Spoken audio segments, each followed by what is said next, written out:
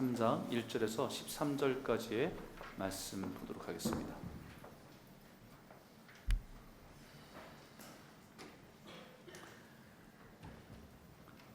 에베소서 3장 1절에서 13절까지의 말씀입니다.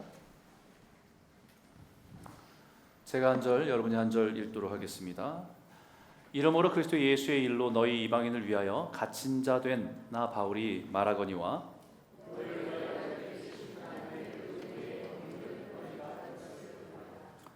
곧 계시로 내게 비밀을 알게 하신 것은 내가 먼저 간단히 기록함과 같으니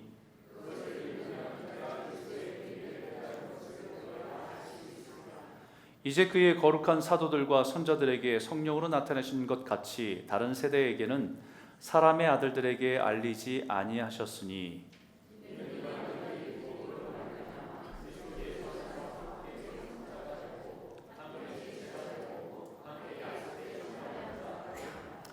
이 복음을 위하여 그의 능력이 역사하시는 대로 내게 주신 하나님의 은혜의 선물을 따라 내가 일꾼이 되었노라.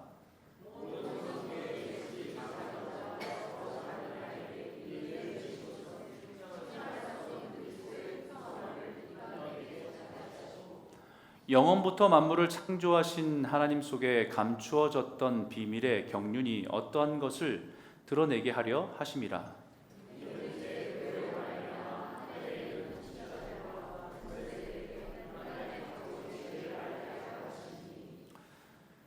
네. 곧 영원부터 우리 주 그리스도 예수 안에서 예정하신 뜻대로 하신 것이라.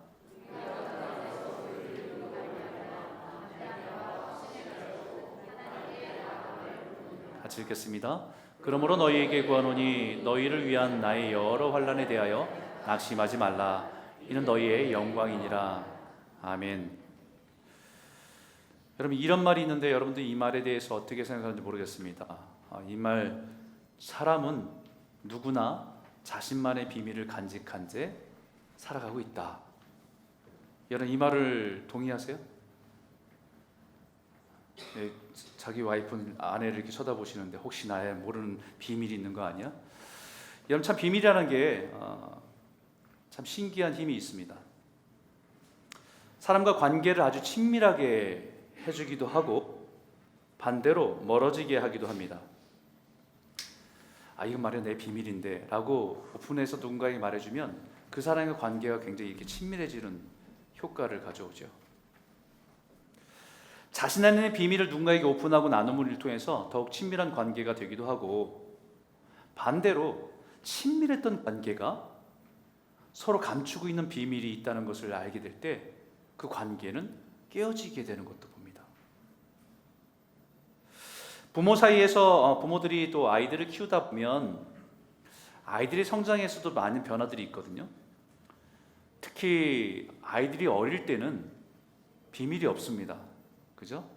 아이들 어릴 땐 비밀이 없어요. 비밀인데 그러면 다 말하잖아요. 아이들은 비밀이 없습니다. 근데 그 아이들이 사춘기에 들어서면 많은 변화가 있는 가운데 부모에게 무엇인가를 감추기 시작합니다.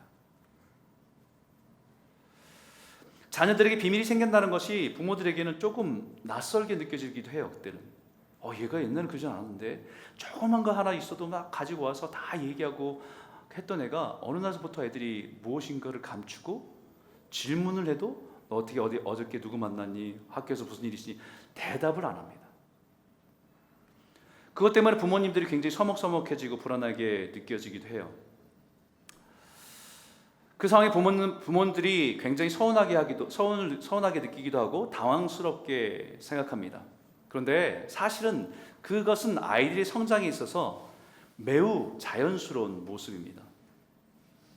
자신의 신체적인 변화와 정신적인 변화 속에서 여러 가지 비밀을 간직하게 되는 시기가 사춘기이기 때문이에요.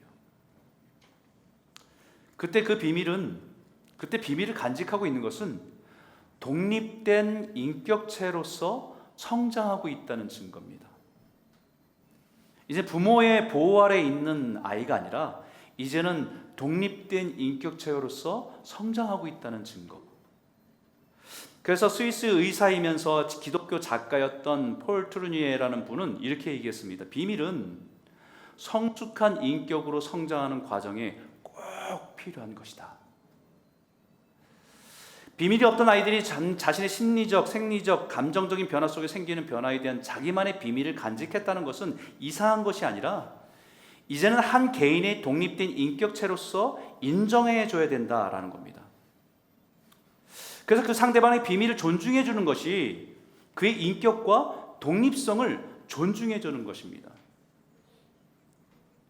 이때 부모들이 가장 큰 실수를 하는 게 뭐냐면, 어린 때는 괜찮았잖아요. 그 애들이 왜 그러지 하면서 궁금해갖고 애들 일기장을 찾아본다든지 서랍을 뒤져본다든지 친구들에게 무슨 일인지 막 알아본다든지 이런 걸 하면 그 아이들은 자신의 인격과 독립성의 침해를 받았다고 느낍니다.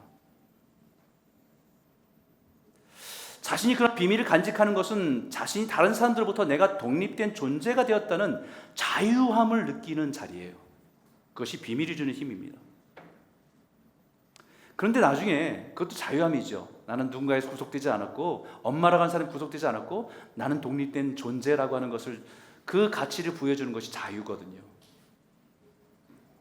그런데 나중에 그 자신만의 비밀을 누군가에게 오픈하게 되고 나누게 될 때 또 다른 자유, 더 큰 가치의 자유를 누리게 된다는 거예요. 자신의 숨겨진 비밀을 누군가에게 나눔으로 인해서 우리는 신뢰를 얻습니다. 그 신뢰 속에서 진정한 자유를 누려요. 누군가 나의 숨겨진 비밀을 알면 어떻게 하지? 그 사람이 나를 지금 내 이 숨겨진 것을 알면 이해해 줄까? 혹시 이것 때문에 이 사람이 나를 멀리하면 어떡하지? 라고 하는 수많은 두려움에서 자신의 비밀을 용기를 내서 오픈하고 나눌 때에 그 관계 속에서 진정한 자유를 누립니다. 아, 이 사람이 나를 이해해 주는구나, 사랑해 주는구나, 용납해 주는구나. 그러면서 사람들은 성숙한 인격으로 성숙해 간다는 거예요. 부모의 자녀의 관계도 마찬가지입니다. 자신만의 비밀을 간직하고 있던 자녀가 어느 날 자기 스스로 자기의 안에 있는 비밀을 열어서 나누게 될 때 비로소 부모와 자녀는 또 다른 차원의 성숙한 관계를 이루고 나아가게 되는 겁니다. 자의한 자기 비밀을 오픈하고 그대로 수용하게 될 때 비로소 그 안에서 깊고 풍성한 자유를 누리게 된다. 그런데 때로는 부모는 자녀가 감추고 있는 비밀이 무엇인지를 다 알고 있습니다. 알면서도 모른 척하고 기다리고 있죠. 자녀가 자기 스스로 마음을 열고 자기의 비밀을 나눌 때까지 기다려줍니다. 왜냐하면 성숙한 인격체로서 서로의 신뢰 속에서 깊은 관계를 누리기 원하기 때문이죠. 자기의 비밀을 나눈다는 것은, 말한다는 것은 내 자신을 내어주는 겁니다. 자녀가 스스로 자신의 비밀의 문을 열고 마음을 나눌 때 보다 더 깊고 친밀한 관계로 나아가는 것입니다.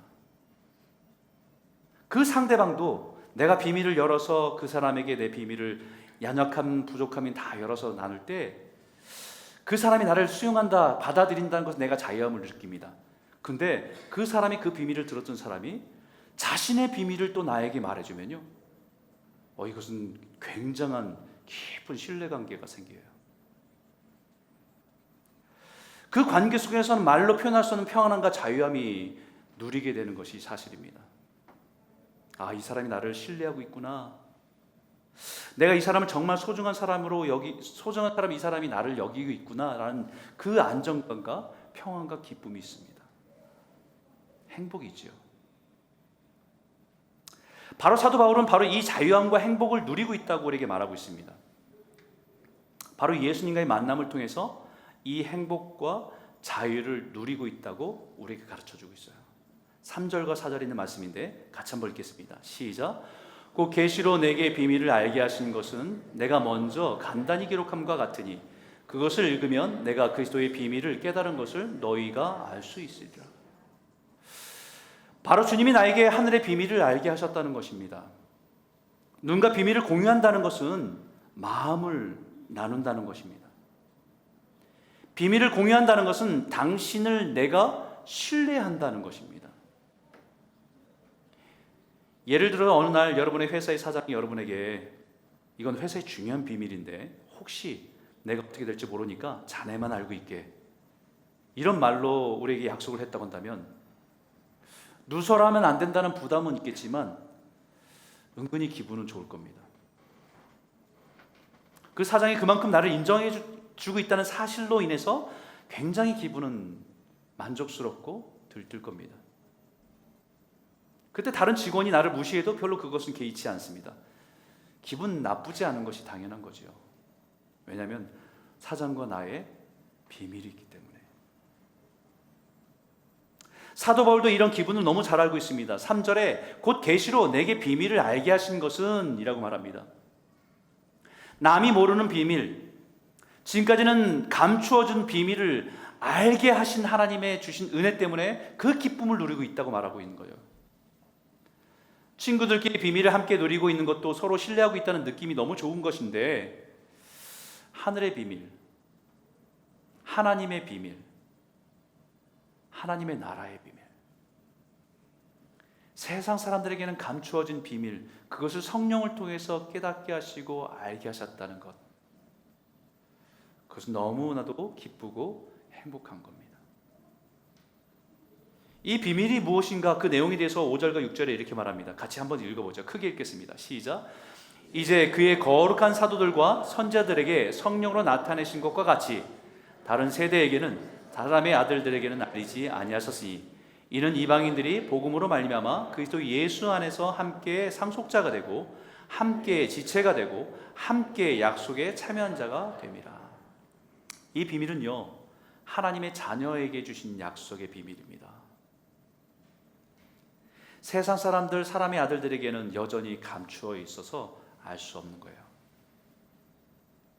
그러나 하나님의 자녀에게는 깨닫게 하셔서 우리에게 그것을 깨닫게 하시고 알게 하신 하나님의 비밀입니다. 이 비밀의 핵심은 예수 그리스도입니다. 골로새서 이렇게 말하죠. 하나님이 그들로 하여금 이 비밀의 영광이 이방인 가운데 얼마나 풍성한지를 알게 하려 하심이라. 이 비밀은 너희 안에 계신 그리스도니 곧 영광의 소망이라. 이 비밀은 너희 안에 있는 예수 그리스도라.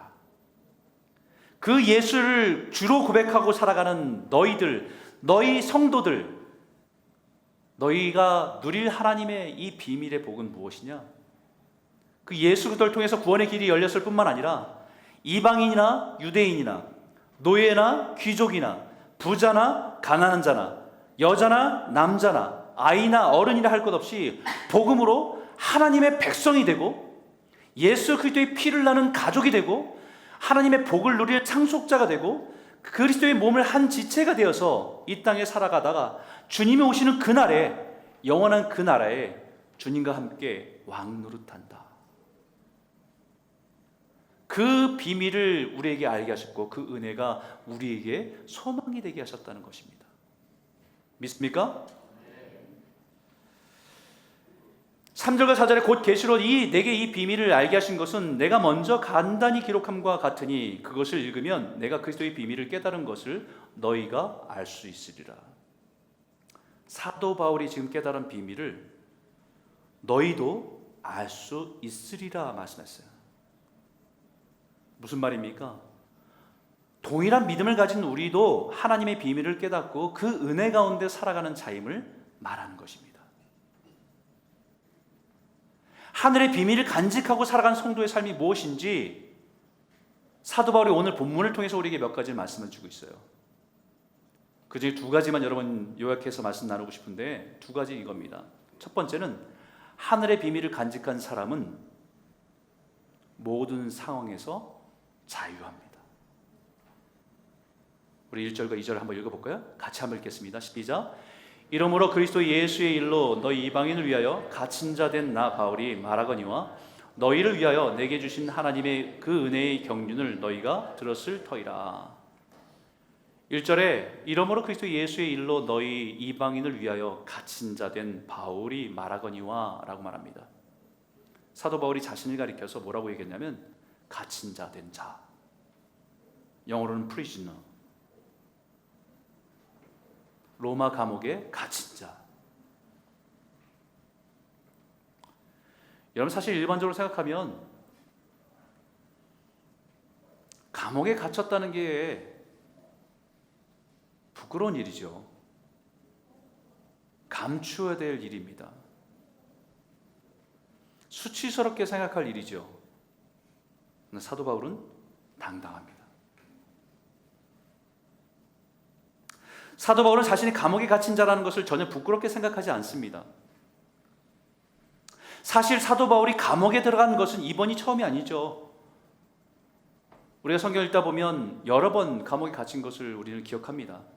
어떻게 보면 세상 사람들이 얘기할 때는 상습범입니다. 우리가 성경을 통해서 알고 있는 것처럼 3번째입니다. 그 첫 번째가 빌립보라는 도시에서 예수의 이름으로 귀신 들린 종을 치료한 사건이 있습니다. 예수의 이름으로 그 종에게 있는 귀신을 내어 쫓은 일이 있습니다. 그 도시에서 그 여자 귀신 들린 그 여종을 통해서 점쳐주고 돈을 받고 장사하던 사람을, 그 사람들의 비즈니스를 망치게 한 거예요. 더 이상 이런 점을 칠 수 없게 됐으니까요. 결국 그 주인들은 법정에 고소하는 바람에 감옥에 갇힌 일이 있었습니다. 두 번째는 사도 바울이 예루살렘에 돌아왔을 때에 그 지역의 유대인들의 율법을 어겼다는 이유 때문에 예루살렘에서 옥에 갇힙니다. 매를 맞기도 하고 여러 번 재판장에 끌려가 재판을 받게 됩니다. 그 과정에 자신이 로마 시민이라는 것을 밝힘을 통해서 로마로 압송되어서 이제 로마에 있는 감옥에 갇히게 된 신세가 된 겁니다. 이렇게 여러 번 감옥에 갇힌 사람이 너무 당당하게 말하고 있는 것이죠. 이런 바울의 태도를 세상 사람이 이해를 하지 못하면 한마디씩 할 겁니다. 뭐가 저렇게 당당한지 모르겠다고. 감옥에 갇혀있는 주제에 뭘 믿고 저렇게 당당하게 얘기하는지 모르겠다고 얘기할 겁니다. 믿는 구석은 분명히 있죠. 그가 믿는 것은 이거죠. 6절입니다. 이는 이방인들이 복음으로 말미암아 그리스도 예수 안에서 함께 상속자가 되고 함께 지체가 되고 함께 약속에 참여한 자가 됨이라. 사도 바울이 믿는 것은 바로 하늘의 비밀입니다. 그리스도 예수 안에서 함께 상속자가 되고 함께 지체가 되고 함께 하나님의 약속에 참여한 자가 되었다는 그 약속, 그 신비를 믿고 있기 때문입니다. 그런 지금 잠시 감옥에 갇힌 것이 대수롭지 않죠. 감옥에 갇혀 있는 것이 부끄러운 것이 아닙니다. 오히려 당당하고 자랑스러운 거죠. 이것이 하늘의 비밀이고 진리이기 때문입니다. 그래서 예수님께서도 우리에게 분명히 말씀하셨어요. 진리를 알지니 진리가 너희를 자유케 하리라. 그리스도인으로 살아간다는 것은 이 비밀의 진리의 비밀을 깨닫고 간직하며 살아가는 사람들입니다. 사도 바울이 고백한 것처럼 함께 지체가 되고 함께 상속자가 되고 함께 약속에 참여한 자로 살아가는 것.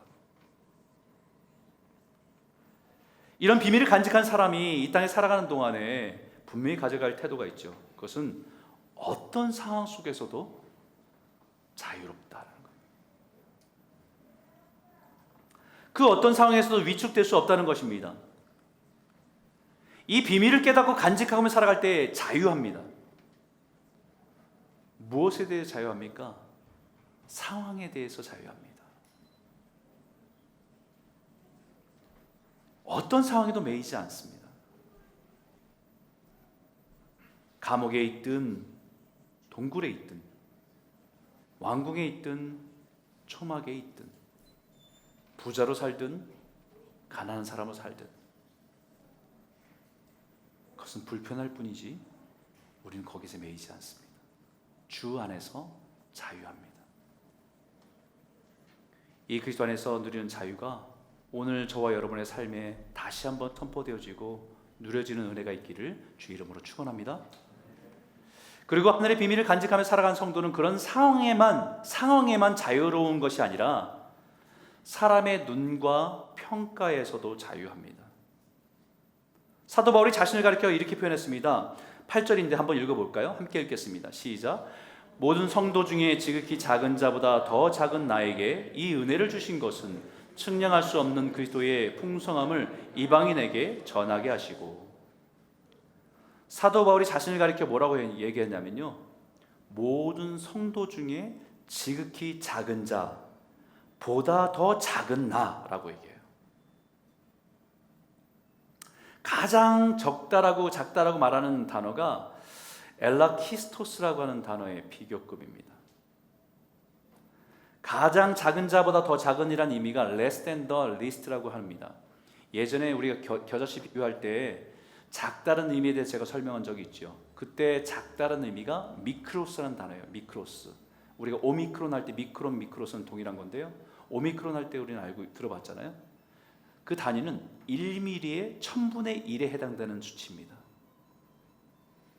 근데 이 미크로스는 그거보다 최상급이 엘라키스토스라는 단어예요.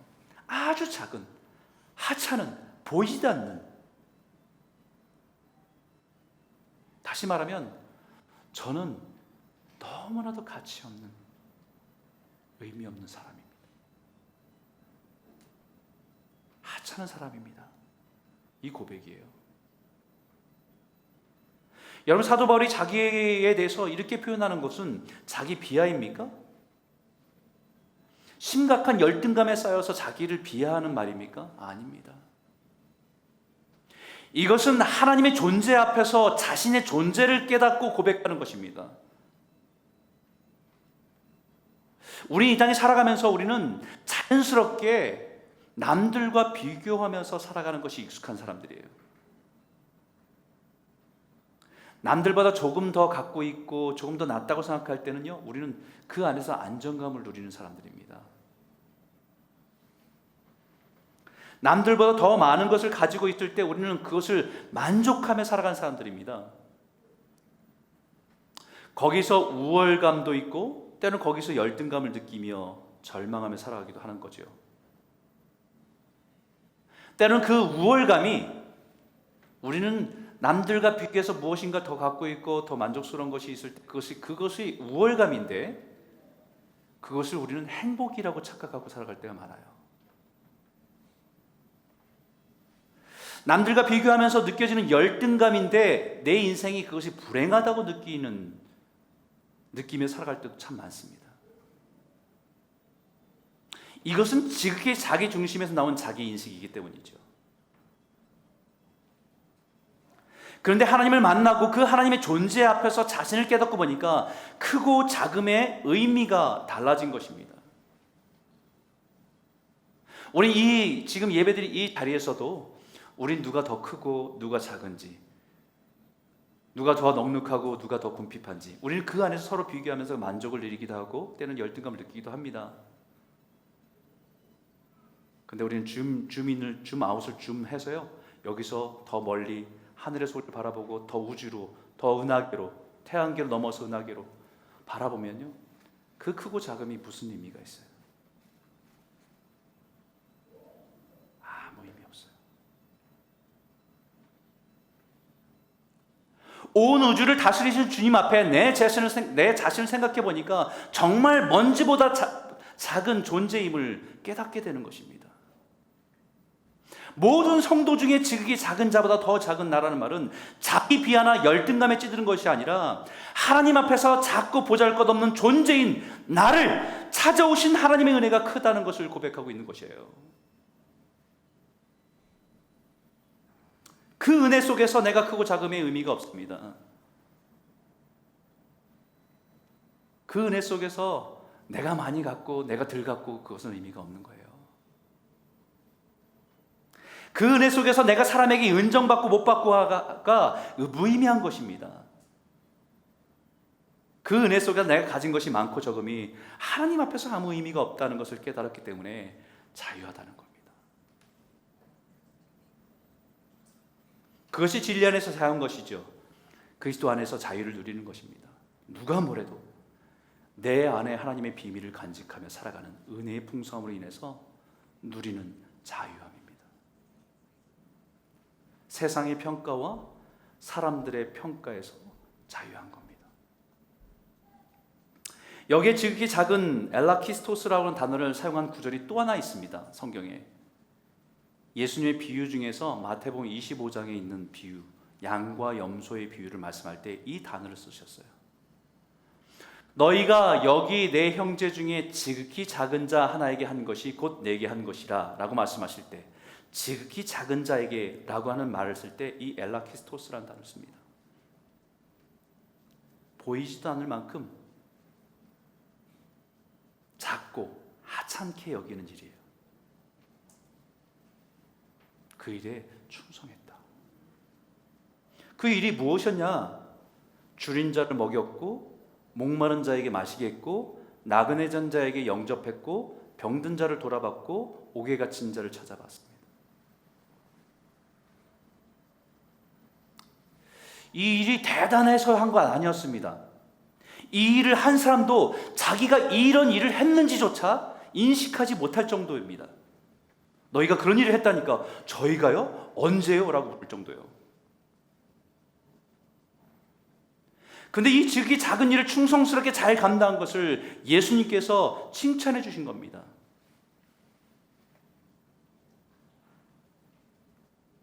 근데 우리는 솔직히 이런 지극히 작은 일에 충성하기가 어려운 사람들이에요.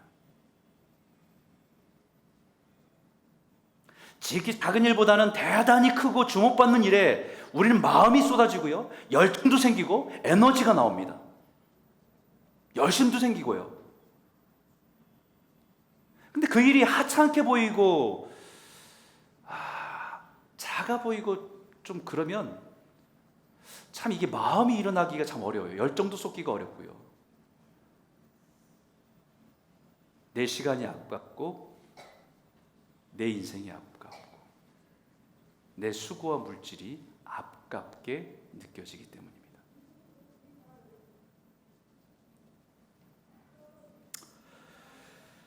저는 얼마 전에 제가 아는 지인 목사님들과 만나서 여러 가지 대화를 나눌 가운데 목회에 대한 대화를 나누죠, 우리가 주로. 근데 그 대화를 나눈 가운데 은연중에 이런 표현들이 참 많이 있었던 걸 느꼈습니다. 질문합니다, 서로. 요즘 교회 예배가 어때요? 코로나 끝나고 나서. 요즘 성경 공부는 어때요? 예전과 지금과 많이 달라졌어요? 요즘 새벽 기도는 어때요? 이런 질문을 하죠, 서로마다. 그럴 때 은연중에 우리도 모르게 몇 명 모이지 않는데요.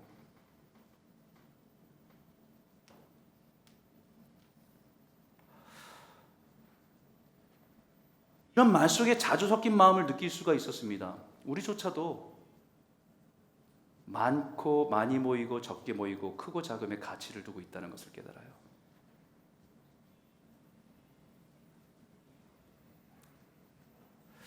작고 적으면 위축되기도 하고 열정도 식고 많고 크면 어깨에 힘이 들어가고 당당해지고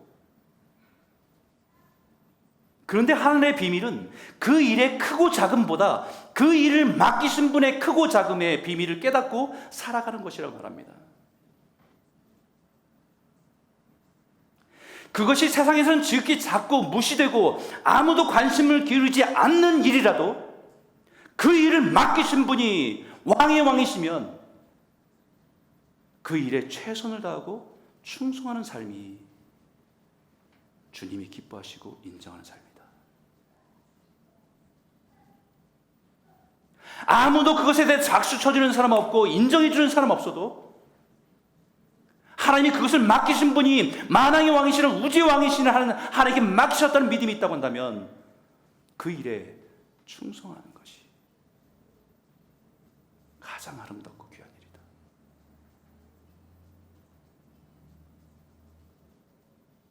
두세 사람이 모여도 그 가운데 주님이 계신 것을 믿고 섬기는 거잖아요.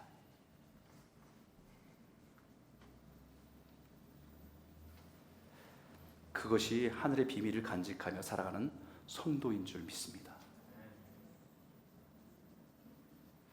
그렇기 때문에 하늘의 비밀을 간직한 성도의 삶에는요, 담대함과 확신이 있습니다. 우리 12절의 말씀을 읽어볼까요? 함께 읽겠습니다. 시작. 우리가 그 안에서 그를 믿음으로 말미암아 담대함과 확신을 가지고 하나님께 나아감을 얻느니라. 여러분, 가끔 뉴스에서 정치하는 사람들이 감옥에 가면서 내가 입을 열면 큰일 난다고 말하는 사람들이 있어요. 그죠? 감옥에 가면서 그렇게 당당한 모습을 보일까라고 하는 생각을 하는데, 왜 그렇게 당당할까요? 아마 자기 자신들이 알고 있는 비밀, 권력자들과 고위층들과 어떤 비밀을 자기가 가지고 있다는 것 때문이죠. 그 비밀 때문에 지금 당장은 감옥에 갇히고 어려움을 당할 수 있지만 금방 자기는 그 문제가 해결되고 풀려날 것이라는 확신이 있기 때문입니다. 한 나라의 권력자와의 비밀이 있어도 이렇게 당당한데, 인류를 다스리실 역사를 주관하신 하나님과의 비밀을 간직한 사람이 이 세상에서 마땅히 담대하고 당당해야 되는 것 아닙니까? 그래서 사도 바울은 13절에 이렇게 말합니다. 그러므로 너희에게 구하노니 너희를 위한 나의 여러 환난에 대하여 낙심하지 말라. 이는 너희의 영광이니라. 하나님의 비밀 때문에 감옥에 갇힌 것이 수치가 아니라 그 사람의 영광이라는 것입니다. 사도 바울의 입장에 생각해 보세요. 사도 바울이 복음을 전하면서 여러 곳을 다녔어요. 그러면 그곳에 다닐 때 폭발적으로 부흥하고 사람들이 관심이 집중되고 막 예수 믿는 사람들이 돌아오면 좋겠지만 사실 그렇지 않았거든요. 매를 맞기도 하고 폭동이 일어나기도 하고 죽이려는 사람들이 일어나고, 베드로가 성전 앞에서 복음을 전할 때는 그 자리에서 있는 사람들이 수천 명이 3천 명이나 넘는 사람들이 예수 믿겠다고 하고 회개하고 세례받는 이적이 일어났는데, 사도 바울의 인생에서 그런 일이 일어나지 않았거든요. 내가 사도 바울의 전도를 통해서 그 믿음을 가진 사람이라고 입장을 생각해 보면, 사도 바울이 막 그렇게 열정적으로 복음을 전하면서 많은 영광 가운데 그런 변화 속에 있는 사람이라고 한다면 내가 가진 믿음이 굉장히 자부심이 있을 것 같습니다. 그런데 나에게 복음을 전한 그 사람이 복음을 전하다가 대단한 모습이 아니라 자꾸 감옥에 갇히고 어려움을 당하는 모습 보면 내가 가지고 있는 믿음이 맞나라고 하는 의문이 들 것 같아요.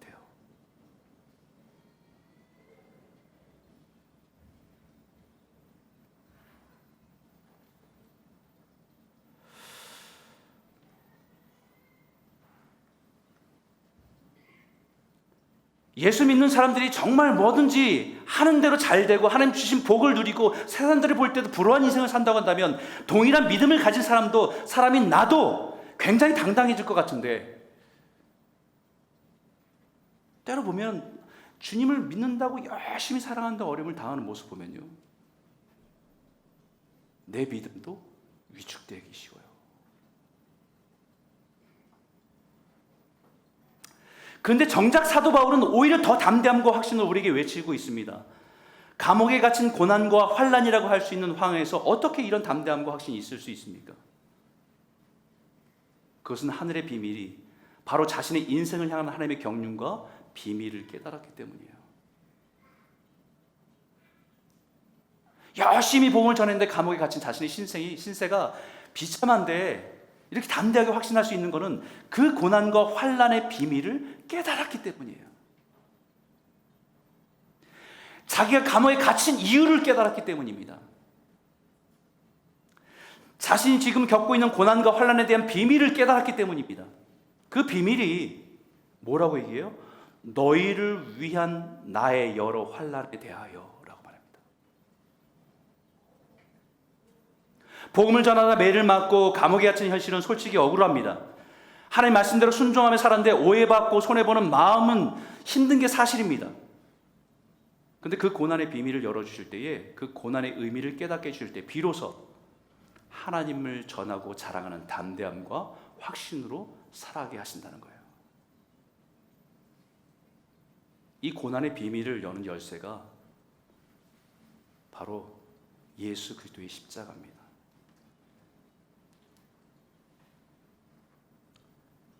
예수 그리스도의 십자가가 저주가 아니라 우리를 위한 예수님의 사랑이었고 희생이었음을 깨달을 때, 사도 바울의 감옥의 고난이 너희를 위한, 성도를 위한 하나님의 비밀을 깨닫게 하시는 겁니다. 요셉의 인생에서 자신이 경험한 고난조차도 하나님께서 고난의 비밀을 깨닫게 하실 때 이렇게 고백했잖아요. 당신들이 나를 해하려고 했지만 하나님은 그것을 선으로 바꾸셔서 오늘과 같이 만민의 생명을 구원하게 하시려 했다. 형들이 죽이려고 구덩이 던져버리고 노예 상인에 팔아버리고 외톨이처럼 멀리 헤매며 살았던 그 인생의 고난이, 그 고난의 의미의 비밀을 열어주신 거잖아요. 고난의 비밀을 깨닫지 못했다고 한다면 요셉은 형들을 만났을 때 그때가 복수할 기회로 삼았을 겁니다. 고난의 의미를, 고난의 비밀을 열어주지 않았다고 한다면 평생 분노하며 미움을 가지고 살았을 겁니다.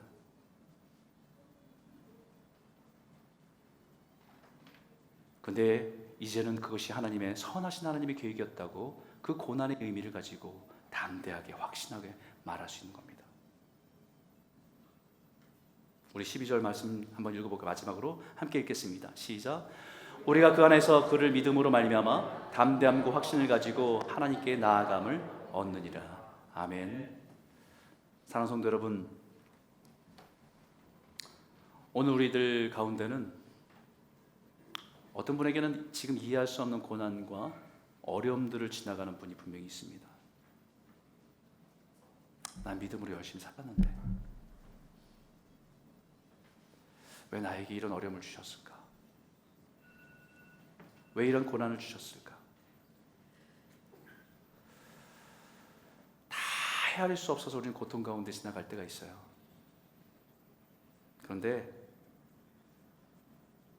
그때 우리가 나아갈 자리가 있거든요. 사도 바울이 고백한 것처럼 예수 안에서 그를 믿음으로 말미암아 담대함과 확신을 가지고 어디로요? 하나님께로 나아가라. 이미 우리를 위한 예수님의 고난의 비밀을 그 십자가를 붙들고 하나님 앞에 나아가야 된다고 말합니다. 예수님의 그 고난의 비밀이 우리를 위한 하나님의 사랑이었던 것을 예수님의 십자가를 통해서 보여줬던 것처럼 우리가 우리의 고난 속에서 주님 앞에 나아가면 주님은 우리가 당하고 있는 고난의 그 비밀을 열어주십니다.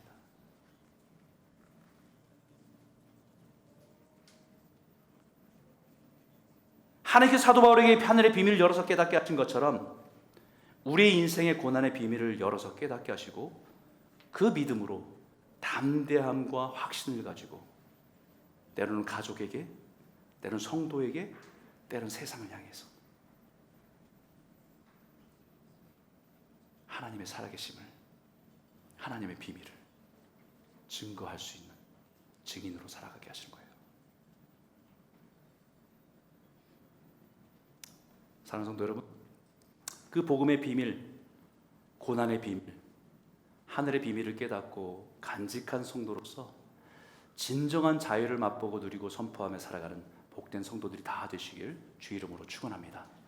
우리 한번 같이 한번 기도할까요?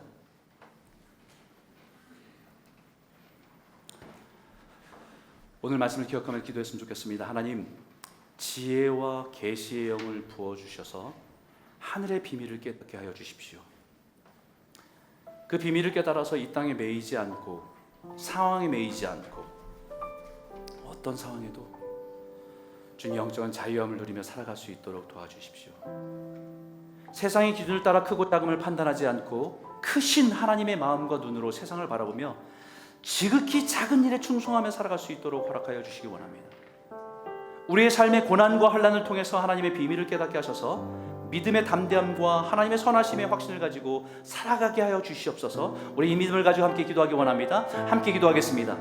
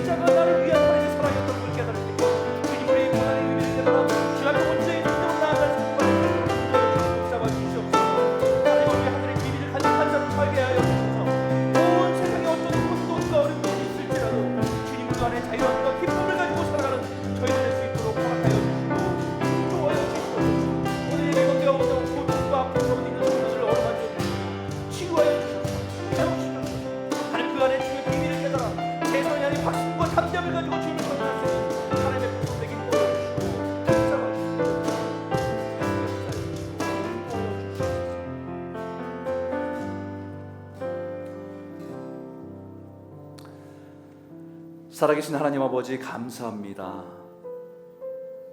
우리가 살아가는 동안에 우리의 상황의 변화에 따라서 우리는 흔들리고 요동칩니다.